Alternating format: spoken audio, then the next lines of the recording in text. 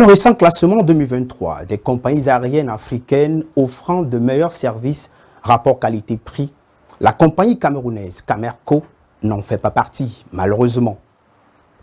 Ce classement, Skytrax, l'une des meilleures agences de notation du secteur basée au Royaume-Uni, s'appuie sur 3 critères fondamentaux, à savoir la qualité du service incluant une batterie d'indicateurs pour mesurer la qualité du service au sol et dans les airs, la ponctualité avec pour critère l'heure de départ et d'arrivée des vols sur les 3 derniers mois, enfin l'efficacité du service à la clientèle avec pour indice le traitement des demandes d'indemnisation des vols annulés. En gros, tout ce qui importe quand on voyage, sauf les tarifs. Dans cet ordonnancement, la palme d'or africaine revient à Ethiopian Airlines. Classé 37e mondial, ce pavillon national a gagné 7 places par rapport au classement de 2019. C'est l'une des plus grandes flottes du continent, avec 134 appareils desservant 127 destinations sur 81 pays à travers le monde. C'est également l'un des réseaux le plus dense qui en 2019 occupait la 5e position mondiale. À la 2e place, l'on retrouve la South African Airlines, désormais 67e au classement mondial, après un recul de 21 places qui explique par le récent trouble politique et interraciaux d'autre part. 3e africain, Kenya Airways glane 10 places comparativement au dernier classement et se hisse au 79e rang mondial. Elle est talonnée de près par Royal Air Maroc et Air Mauritius, respectivement 4e et 5e africains, occupant ainsi la 81e et la 82e place mondiale. Royal Air Maroc dispose d'un réseau de plus de 100 destinations dans le monde, notamment en Afrique, en Europe, en Amérique et au Moyen-Orient. Par rapport au dernier classement, elle a gagné 11 places. Quant au pavillon national mauricien, elle engrange 21 places. Ce tableau est ainsi complété à 10 par Air Seychelles des îles Seychelles, Rwandair au Rwanda, Fly Safair d'Afrique du Sud, Egypt Air en Égypte et Fastjet d'Afrique du Sud, soit 3 compagnies sud-africaines. Et dire que la compagnie mauricienne a été créée en 1972, un an après celle du Cameroun, combinée Camerco, dont le gap est énorme.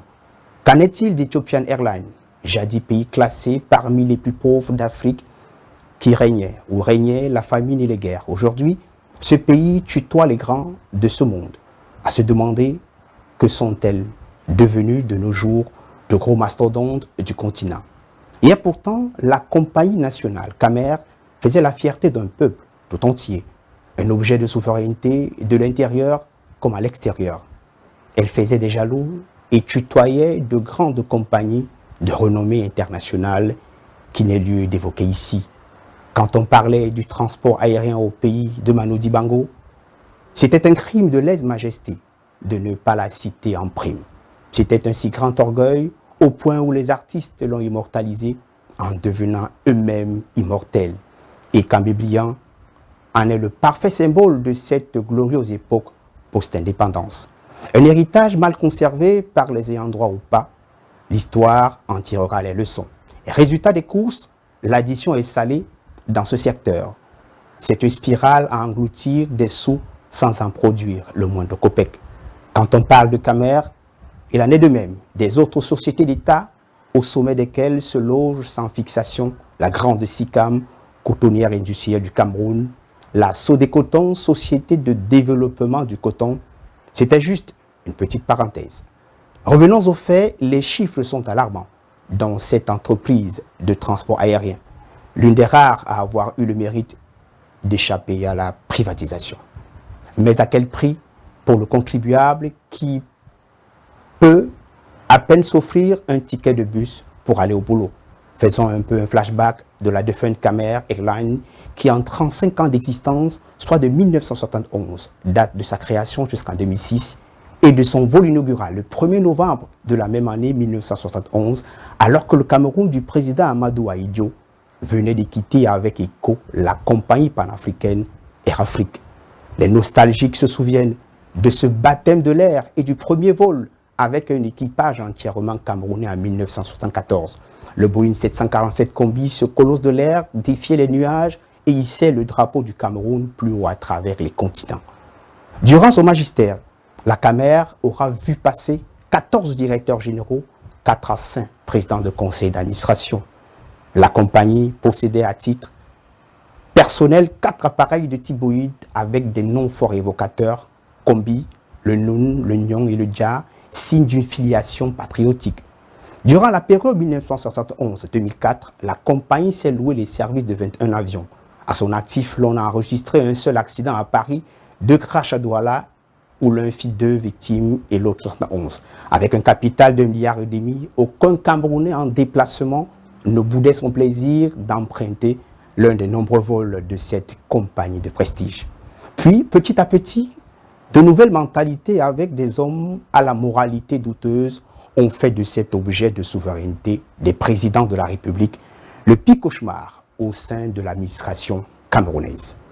La liquidation de cette entreprise va aboutir en 2008 au passage de témoins à la Camerco, une nouvelle bouffée d'oxygène pour tous, avait-on espéré. Et l'État avait d'ailleurs mis les moyens appropriés pour cette fusion-création. Malheureusement, depuis 15 ans, la structure bat de l'aile.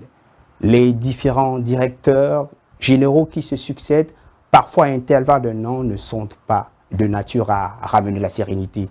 La compagnie a quelques appareils, pas de grandes envergures, hélas, mais comme instrument de souveraineté, la compagnie doit rester en vie, même en état végétatif.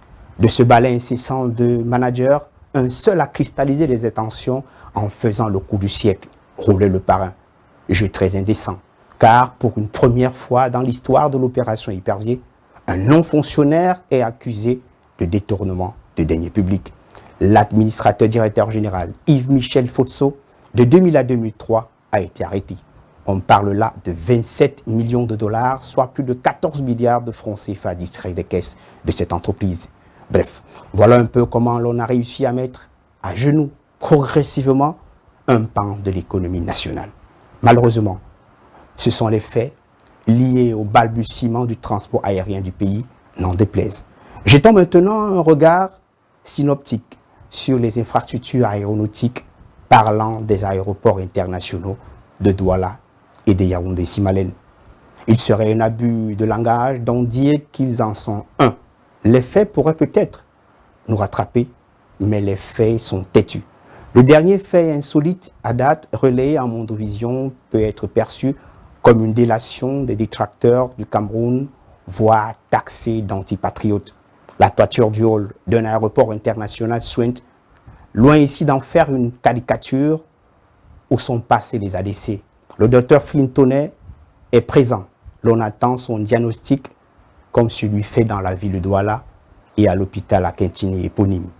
Le lifting de la dernière canne n'a pas pu faire disparaître les rides septuagénaires de ces édifices qui n'ont jamais été pensés à la hauteur des ambitions et aspirations du premier citoyen qui a la vision et ses collaborateurs en ont une autre.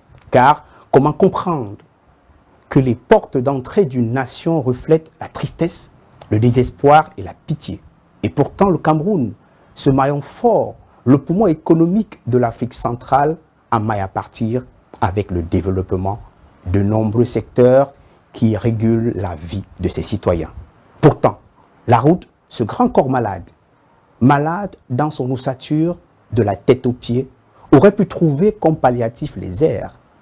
N'aurait-il pas été encore plus nombreux à rallier la capitale politique du Cameroun par air que de courir le risque de perdre sa vie sur un semblant d'axe lourd en fin de vie qui fait la honte de tout un pays? La médecine conventionnelle, jusqu'à date, n'a pu faire un diagnostic fiable. Il est plus qu'urgent d'envisager une alternative plus holistique pour trouver la cause et non les effets. Traiter le mal à la racine serait peut-être la panacée. Peut-être aussi qu'il est un grand corps malade, qui ignore son état ou qui refuse mordicus de se faire consulter. Le système est tranchant, il te touche, tu te brûles. Tu le touches, tu te blesses, disait la chanson ivoirienne. Mais dans tous les cas, l'infortuné subira toujours les grégaires du système qui multiplie avec acuité les stratagèmes pour ne pas lâcher prise. Et quand bien même, c'est dommage.